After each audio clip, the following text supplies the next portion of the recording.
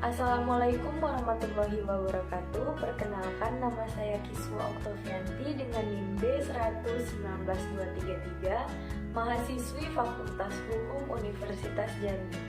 Dalam video kali ini saya akan memaparkan materi mengenai legalitas hukum terhadap bencana alam berupa banjir ulah manusia. Indonesia merupakan negara yang kaya akan sumber daya alam yang melimpah. Sumber daya alam yang ada akan memberikan banyak manfaat bagi keberlangsungan hidup manusia. Manusia berkewajiban untuk mempertahankan ketersediaan sumber-sumber daya alam itu secara terus-menerus melalui suatu pengelolaan.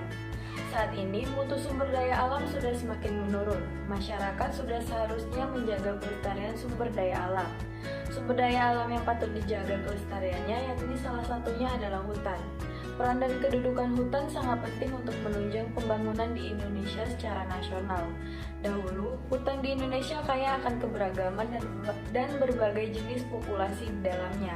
Akan tetapi, saat ini hutan di Indonesia menjadi hutan yang terancam di dunia karena akibat perusakan hutan dengan penebangan pohon secara liar. Hal inilah yang menjadi salah satu faktor dari kerusakan dalam kawasan hutan saat ini.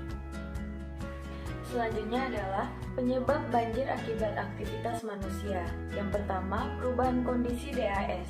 Perubahan ini seperti penggundulan hutan, usaha pertanian yang kurang tepat, perluasan kota, dan perubahan tata guna lainnya yang dapat memperburuk masalah air karena meningkatnya aliran banjir.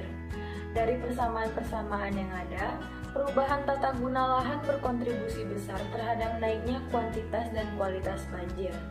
Selanjutnya adalah kawasan kumuh dan sampah perumahan kumuh yang ada di sepanjang bantaran sungai dapat menjadikan penghambat aliran. Masalah kawasan kumuh ini menjadi faktor penting terjadinya banjir di daerah perkotaan. Disiplin masyarakat untuk membuang sampah yang telah ditentukan masih kurang baik dan banyak melanggar dengan membuang sampah yang langsung ke alur sungai. Hal ini biasa dijumpai di kota-kota besar, sehingga dapat meninggikan muka air banjir disebabkan karena aliran air yang terhalang. Selanjutnya adalah drainasi lahan atau drainasi perkotaan dan pengembangan pertanian pada daerah bantaran banjir. Hal ini akan mengurangi kemampuan bantaran dalam menampung debit air yang tinggi. Selanjutnya, kerusakan bangunan pengendali air, pemelihara yang kurang memadai dan bangunan mengendalikan air sehingga menimbulkan kerusakan dan akhirnya tidak berfungsi dapat meningkatkan kuantitas banjir.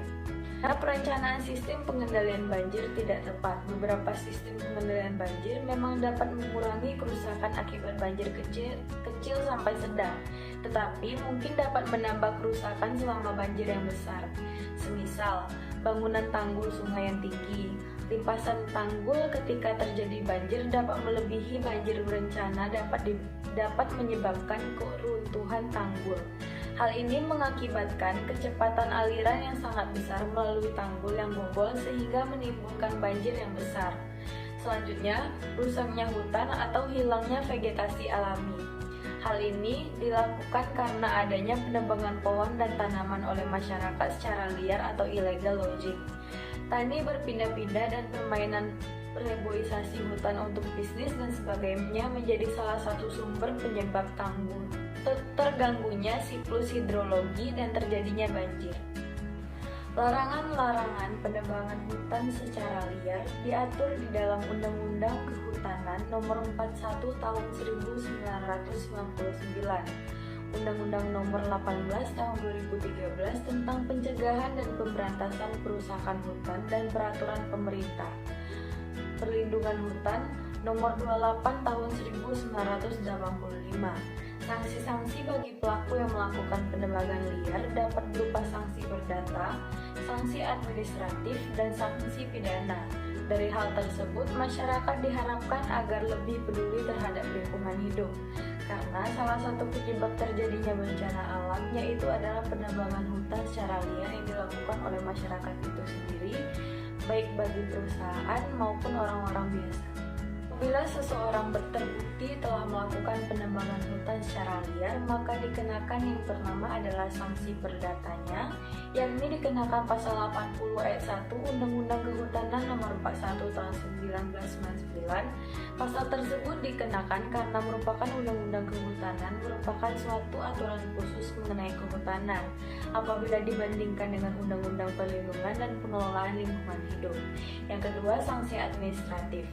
Dikenakan pasal 80 ayat 2 Undang-Undang Kehutanan Nomor 41 Tahun 1999. Sanksi ini menggunakan aturan khusus yaitu Undang-Undang Kehutanan Nomor 41 Tahun 1999. Sanksi pidana yakni dikenakan pasal 82 ayat 1 huruf C Undang-Undang Pencegahan dan Pemberantasan Kehutanan Hutan Nomor 18 Tahun 2013. Dikenakan pasal 82 ayat 1 huruf C. Lalu dari Undang-Undang Nomor 41 Tahun 1999 tentang Kehutanan. Selanjutnya, saran yang akan saya berikan dari video yang telah saya paparkan adalah diharapkan kepada seluruh masyarakat agar lebih peduli terhadap kelestarian lingkungan hidup, salah satunya yaitu hutan, agar tidak terjadi bencana alam karena salah satu penyebab terjadinya yaitu adalah penebangan hutan secara liar. Selanjutnya, kepada pemerintah diharapkan agar mengadakan sosialisasi kepada masyarakat mengenai pentingnya menjaga kelestarian, dan pengusaha yang mengelola sumber daya hutan agar tidak mengeksploitasi kekayaan alam secara berlebihan. Kemudian, kepada penegak hukum agar lebih tegas dalam menegakkan hukum bagi pelaku penebangan hutan yang dilakukan secara liar, guna memberikan efek jera bagi pelaku tanpa pandang bulu. Baiklah, sekian video penjelasan dari saya, semoga bermanfaat dan terima kasih.